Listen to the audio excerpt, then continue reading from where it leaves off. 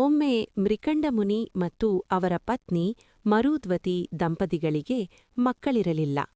ಅವರು ದೇವರನ್ನು ಪ್ರಾರ್ಥಿಸಿ ಸಂತಾನಕ್ಕಾಗಿ ತಪಸ್ಸು ಮಾಡಿದರು. ಅವರ ಭಕ್ತಿಯಿಂದ ಸಂತೋಷಗೊಂಡ ಭಗವಾನ್ ಶಿವ ಅವರಿಗೆ ಒಂದು ಆಯ್ಕೆ ಕೊಟ್ಟನು. ದೀರ್ಘ ಆಯುಷ್ಯವಿರುವ ಸಾಮಾನ್ಯ ಮಗ ಅಥವಾ ಅಲ್ಪ ಆಯುಷ್ಯವಿದ್ದರೂ ಮಹಾಜ್ಞಾನಿ ಮತ್ತು ಭಕ್ತನಾದ ಮಗ. ಮೃಕಂಡ ಮುನಿಗಳು ಎರಡನೇ ಆಯ್ಕೆಯನ್ನು ಆರಿಸಿದರು. ಹೀಗೆ ಮಾರ್ಕಂಡೇಯ ಎಂಬ ಬಾಲಕ ಹುಟ್ಟಿದನು. ಬಾಲ್ಯದಿಂದಲೇ ಮಾರ್ಕಂಡೇಯನು ಶಿವನ ಭಕ್ತನಾಗಿದ್ದನು.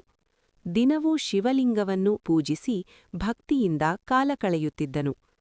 ಆದರೆ ಅವನ ಆಯುಷ್ಯು ಕೇವಲ 16 ವರ್ಷಗಳಷ್ಟೇ ಎಂದು ತಿಳಿದಿದ್ದ ಅವನ ತಂದೆತಾಯಿಗಳು ದುಃಖಿತರಾಗಿದ್ದರು. ಆದರೆ ಮಾರ್ಕಂಡೇಯನು ಭಯಪಡದೆ ತನ್ನ ಭಕ್ತಿಯನ್ನು ಹೆಚ್ಚಿಸಿಕೊಂಡನು.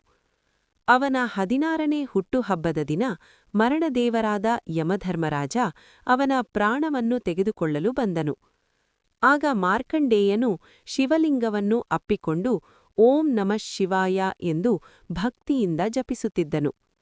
ಯಮನು ತನ್ನ ಪಾಶವನ್ನು ಎಸೆದಾಗ ಅದು ಶಿವಲಿಂಗಕ್ಕೂ ತಗಲಿತು.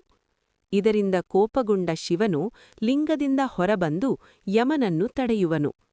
ಶಿವನು ಯಮನನ್ನು ಶಿಸ್ತುಪಡಿಸಿ ಮಾರ್ಕಂಡೇಯನ ಭಕ್ತಿಯಿಂದ ಸಂತೋಷಗೊಂಡು ಅವನಿಗೆ ಚಿರಂಜೀವಿತ್ವ ಅಂದರೆ ಅಮರತ್ವ ನೀಡಿದನು.